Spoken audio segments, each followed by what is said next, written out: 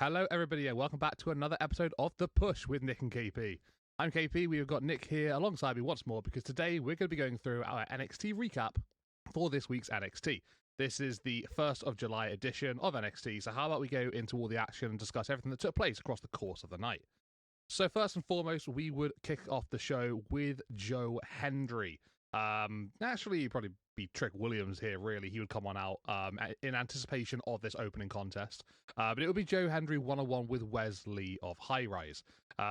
Just basically an opportunity for Joe Hendry to, stick something in the face of Trick Williams, the man that he's going to be going up against for the AEW World Championship very, very soon in a triple threat match. It was a case of Joe Hendry against Wesley with High Rise on the outside, and with High Rise there, obviously could be distractions, could be all this kind of nonsense stuff that we all used to in WWE and in wrestling generally. They would get involved in parts, and sure, things would start to heat up a little bit between High Rise and Hendry. It would get to a point where Mike Santana would come down, and he is the other member of that triple threat match I mentioned a couple of moments ago, and he would basically come to the aid of Joe Hendry against High Rise, just sort of like trying to even the odds and to basically just group together as the TNA guys in this WWE situation. The help of Santana would allow Joe Hendry to pick up the win over Wesley, and that would obviously be a good victory for him, sticking it in the face of Trick Williams, like I said moments ago.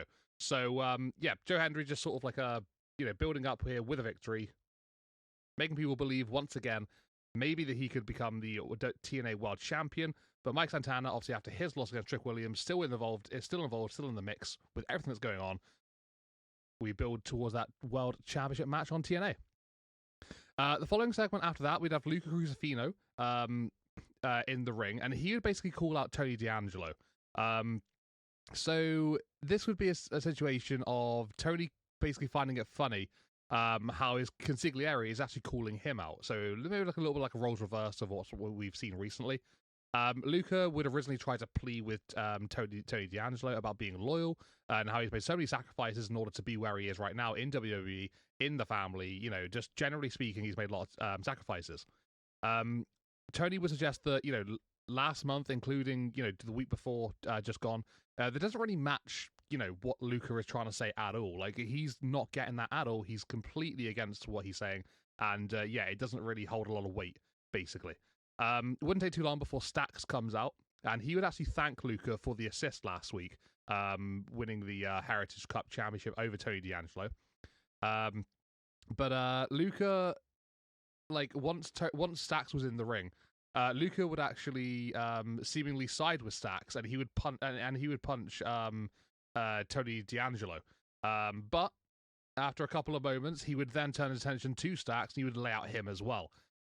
He would then grab a mic saying that he is loyal to himself before he would leave the ring. So I think this is basically the case of Luca Crucifino. He's fed up with all the family drama. He's fed up with Stax, fed up with Tony, and now he's focusing on himself, and he wants to go into business for his own. And I don't blame him. It's been a chaotic time of late. Whether his intentions truly were to screw Tony, maybe not. I don't know if we'll ever find out now, to be honest. But what we do know is that he's going to go by himself pretty much from this situation. And he believes in himself, and that's all that matters for him, personally speaking. But yeah, a little bit of a disarray here, still going along with this whole situation. But now we seem to have not two parties with maybe one in the middle. Now it looks like there are three different parties. Going to our next match, we would then have Miles Bourne go one-on-one with Lexus King. And this is off the back of Miles Bourne, going solo after leaving the NQCC.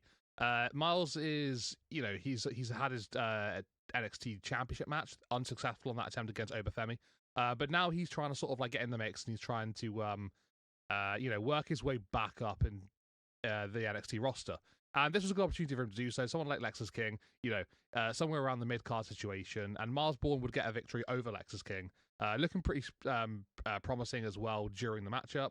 It was quite a fun contest, just a standard one-on-one matchup here, really, but it was enjoyable nonetheless. But yeah, Miles Bourne looks pretty good, and he seems to be showcasing his stuff each and every week, which is really, really good for him. Then in our following contest, we would have Lainey Reed going one-on-one with Thea Hale. this was a chance for Lainey to really sort of like pick up some momentum here on NXT. Ever since she's come on in, she got thrown straight into an NXT Women's Championship match with JC Jane, and yeah, she's now really got to sort of like pick herself up from that, and rally and get some momentum herself. Thea Hale, yeah, it's been kind of up and down for Thea recently, I suppose. Not really stringing together anything worth noting per se. And she was struggling again in this one as well. She actually looked pretty good for the majority of the contest.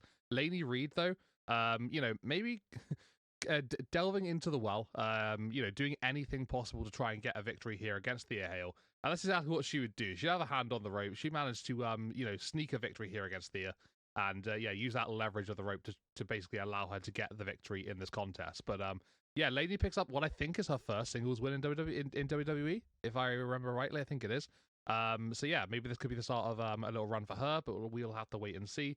Maybe Thea Hale won't let her go for a little while. We might have another matchup soon. That could be the case. But Nick, what do you think of our opening, 4 segments here for NXT? A few things went down and a couple of nice matchups. Yeah, I thought the opening bout was pretty good. Wesley, Joe Hendry, obviously some pretty big names from both companies. It's nice to see Joe Hendry back, taking a little break from the inaction stuff, at least on the WWE NXT side. And Trick Williams on commentary. You all know this already about me, but I'm a big fan of him. I think even him on commentary is great. He was pretty entertaining. Him and Booker T, man, they were bouncing off each other pretty well. Of course, Tyson and Tyree causing distractions to Hendry, and then Mike Santana kind of nullifying that threat. I think was a good call. Having Joe Hendry and Santana standing in the ring, staring at Trick and A, standing on top of the table. I think that's a great moment. I think it's inevitable we get that match, just not sure how. Maybe a triple threat, because obviously it seemed like Joe Hendry and Mike Santana, I don't watch TNA, but that they clearly are not friends, but, common, unifying to overcome a common enemy. So maybe a triple threat between the three of them. Maybe a Great American Bash, I think. Speaking of a Great American Bash, it felt like we hadn't done anything for that. If we had, it was rather insignificant. And so all of a sudden we very much are, full force ahead now to a Great American Bash, setting up, I think, 3 matches tonight on NXT. So, and that's the same weekend as Evolution and Saturday Night Main Event. So another jam-packed weekend for WWE. But on to NXT and how I received the rest of the stuff. Luca Cristofino, Don, and Channing Stacks segment. With Luca ending saying, loyalty lies to myself. While I was originally disappointed, this feud seemed to be rushing to a finish and didn't seem to take advantage of what could have been. They proved me wrong. They continue to hold my interest and they'd make this feud interesting still. And now I'm sitting here finding myself very interested in another, like this being like a triple threat, I would assume. And I'm still very much invested. So they proved me wrong there, that they can still hold this feud without, with what they've already done. And I'm not 100% sure how everyone walks away from this feud being anything other than a single star. But which I'm a little disappointed in that, because I thought maybe we could just exchange, kind of move around the pieces and still have the family together. But regardless, this should be a fun one to play out. And I think we've kind of talked about this one either on or off air. I can't recall, but I felt like this gimmick was going to be a risk on Maine, and so maybe this is them acknowledging that. And so single stars being in their future, maybe to see if they can move up to Maine at some point without the family gimmick. So while I love the gimmick, and I think you have as well, maybe that's kind of why we've headed this direction of just kind of mixing it all together. But they always keep us on our toes, so maybe, who knows? Maybe there's still another twist in the story. I'm looking forward to finding out. Alexis King and Miles Bourne, yeah, that was a pretty entertaining contest. Obviously, Alexis King doesn't have his Heritage Cup anymore. And so the match was, relatively short, but both kind of holding their own. Um, yeah, I think Bourne winning here. I think continuing to, is don't know if he has any affiliation with the University of Florida, but the crowd, had a few guys from the University of Florida, so they were doing the Gator Chomp. That's what that was. If you didn't already know that. So yeah, that was. I think that was a good little moment, and Bourne continuing to be that ultimate baby face, so to speak. And I don't think any of these guys walk away, worse for wear from this one. So that was a pretty good contest for what it was. And Thea Hale and Laney Reed. I do agree. I think this is Laney Reed's first win, and she held her own against JC as well. So clearly another person that's going to be a contender. Thea Hale's a weird one because she obviously felt like she was turning the tables a little bit with her new character, and she's a grown ass woman now, as we know. Pretty good commentary from that as well, from Graves. Yeah, Laney Reed, I think, is going to be a force to be reckoned with. So I think her music comes off a little similar to Fallon Henley's kind of gimmick. I will say that. But I think she is going to be. She's something about her just kind of has that look to her and that vibe to her that I think she's going to be a force to be reckoned with.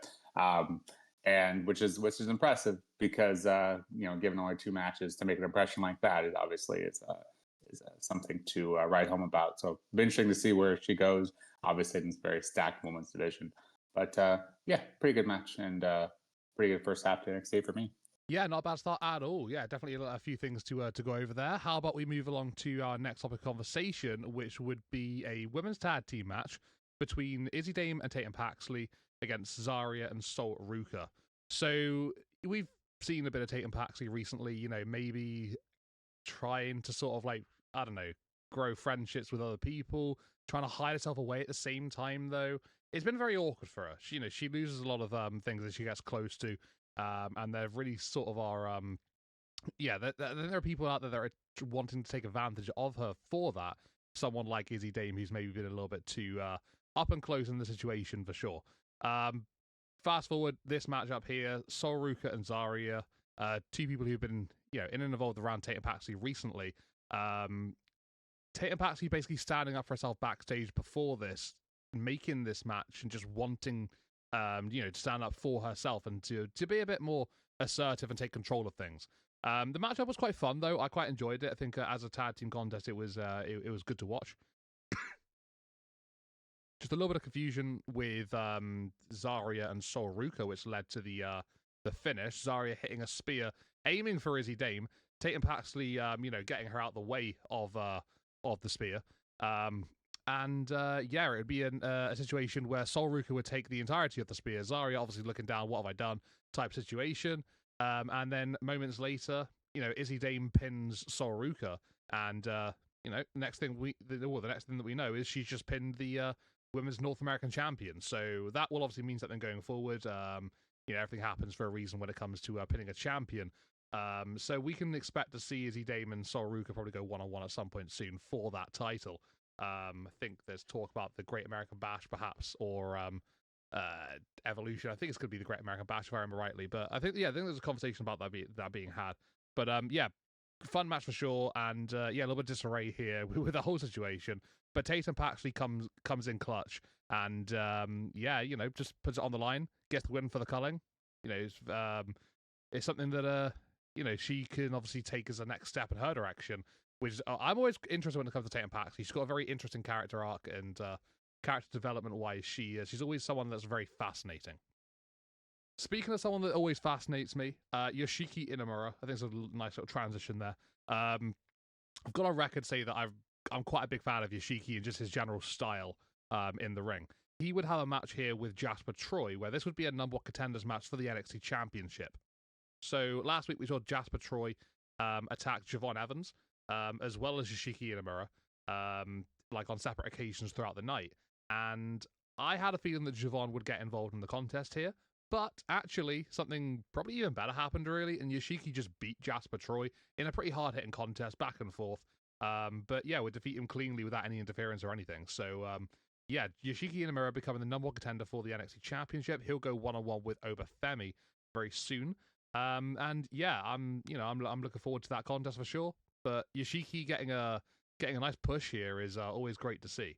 At the end of the contest, we would have Javon Evans come on in and attack Jasper Troy, while Yoshiki was on the outside and celebrating on the ramp.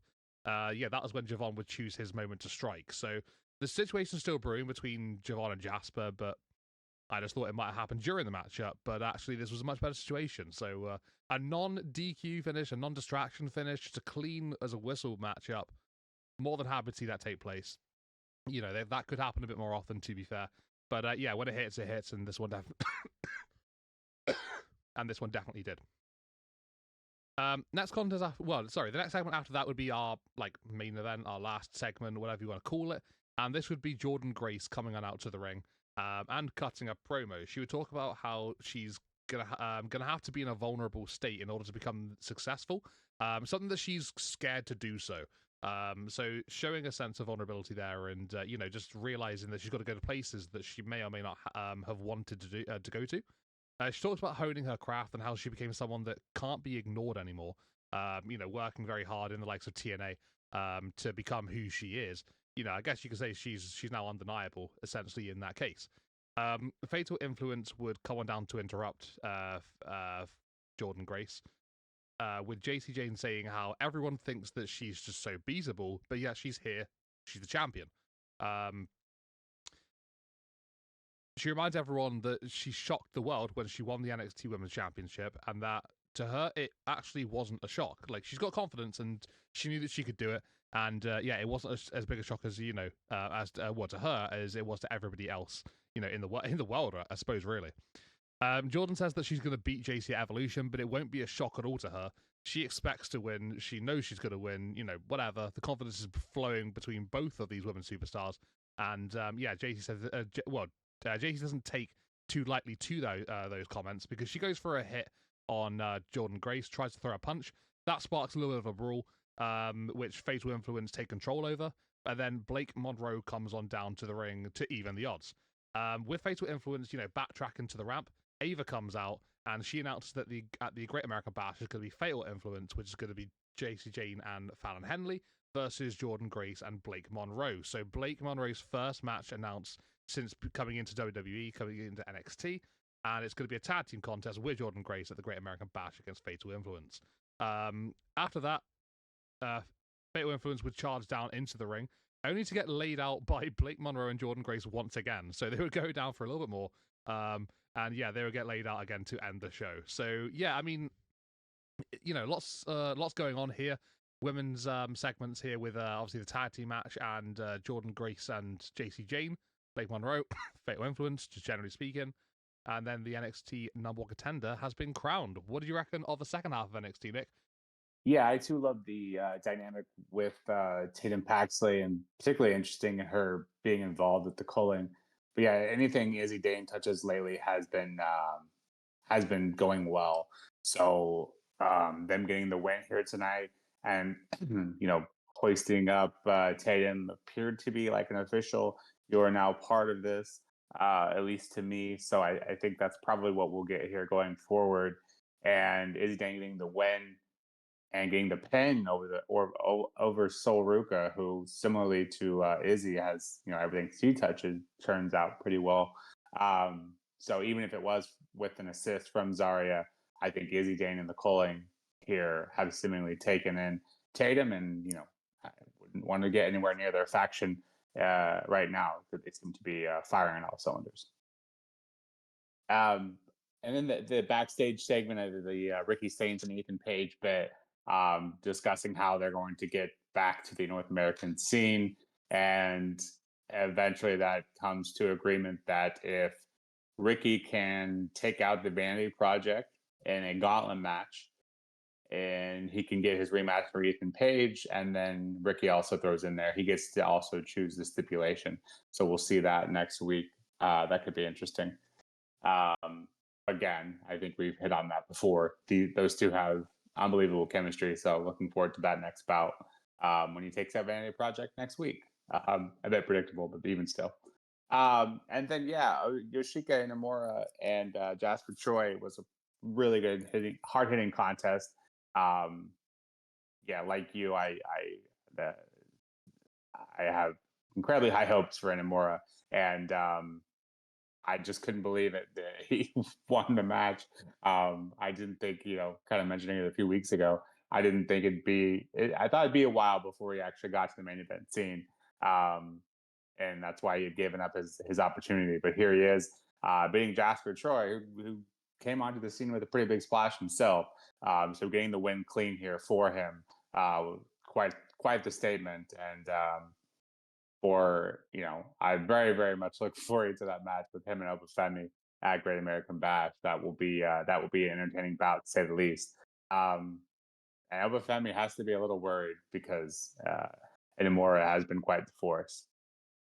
And then Javon getting his retribution, so I imagine we'll see some sort of payoff between those two as well.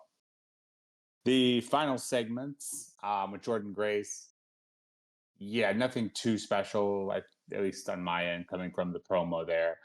More so when Fatal Attraction comes out, Fatal Influence comes out, and obviously had the numbers advantage, and then Blake Monroe coming in to get the save. Yeah, I think that's a good call with the tag team at Great American Bash. I think Jordan Grace now pulling double duty, which I don't love that because I feel like that increases the chance for injury pulling double duty like that. But with all of these shows in the same weekend, I guess it's bound to happen. They got to figure out how to fill each card. So I guess it's bound to happen at one point or another. This one kind of similar to how we saw the last time. I think it was Becker was one of them that did it. As long as one of your matches is a tag team like this one, I suppose is not as big of a deal. But curious to see how Blake Monroe shows up, and curious to see her in action once and for all. And that should be a pretty good match. But overall NXT pretty good. I would say not as good as the last few weeks, at least for me. But again, everything served a purpose. So that's at the end of the day, that's what you want. Inamura getting that title shot, extremely excited for. And pretty good NXT overall. I'll give this one a 7 out of 10. Yeah, I completely agree. Yeah, without trying to sound like I'm just basically copying everything you're saying, it was a good episode of NXT, and I think a lot of things moved in the right direction. We got some paths to evolution, paths to the Great American Bash, and just generally things just bubbling up and just just making those next steps, like little bits here and there, which is really good. We're really good to see. But yeah, NXT was a great show. I really enjoyed it. Sorry, excuse me. Probably give it a 7.5 out of 10. I think this is one of those episodes where, the content that we saw was just stacked from start to finish, and there was nothing really that sort of slowed it down at any point, which is great. Actually, you know what? I'll change my mind. I'm going to give it an 8 out of 10. I'll go one up a little bit more. I think that's a bit fairer based on how positive I am being about this. But yeah, really good episode of NXT. Thoroughly enjoyed it. But for now, guys, thank you very much to everybody who's tuned on into this episode of The Push with Nick and KP. Those have been our NXT recap thoughts, our reactions, everything that took place. Hopefully you guys enjoyed this video. If you did, please hit a like and subscribe to our channel for upcoming content in the future. And let us know in the comments what you thought about this one, whether you agree, disagree with anything that we just said. We'd love to hear your thoughts. But for now, we'll see you all in the next one. And take care, everybody. This has been The Push with Nick and KP. We'll see you all next time. Thanks, everyone, and goodbye.